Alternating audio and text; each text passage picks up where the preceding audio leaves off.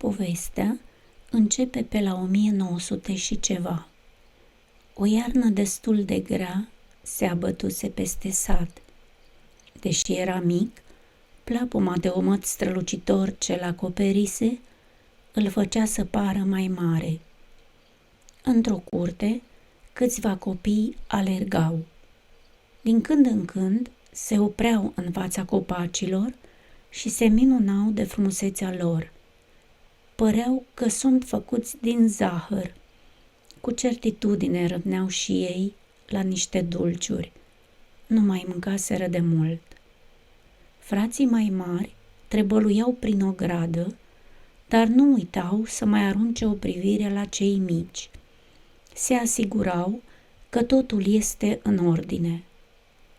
Un strigăt stins îi făcu să-și îndrepte privirea spre casă. Într-o încăpere modestă, mama lor se chinuia să aducă pe lume al nouălea copil.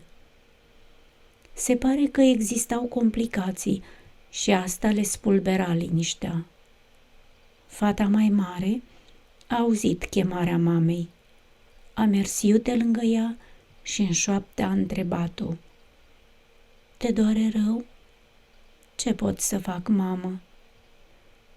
Cu o lacrimă în colțul ochiului, mama o roagă: "Spune-i lui taică-tu să cheme moașa, că nu mai pot." Moașa era o rudă de-a bărbatului ei și nu prea o avea la suflet pe femeie. De asta nici nu o chemase de la început. Cum să naști cu cel care te dușmănește lângă tine? Numai că pruncul ce urma să vină pe lume nu se întorsese în pântecul mamei în poziția care trebuia.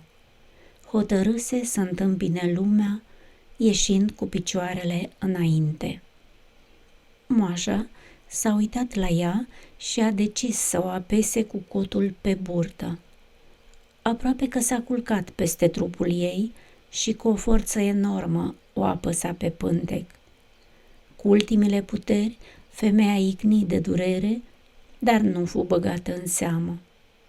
Cea care venise nu știa alt mod prin care pruncul putea fi expulzat. În sfârșit, printre strigătele de durere ale femeii, s-a auzit și plânsul copilului abia născut. L-au înfășurat repede în niște scutece și l-au lăsat pe un pat. Lângă el, pe un alt pat, slăbită de puteri, stătea mama într-o baltă de sânge. O hemoragie puternică avea, tremura îngrozitor și nici nu cred că a mai avut puterea să întrebe ceva de copil. Asta se întâmpla în jurul prânzului, iar până seara mama s-a stins. Nici până astăzi copilul nu știe dacă a subt vreo picătură de lapte la sânul mamei sau dacă a fost sărutat de ea.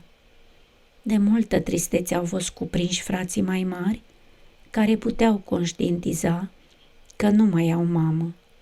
Cei mici și-au continuat joaca pe afară. Nu înțelegeau ce se întâmplă.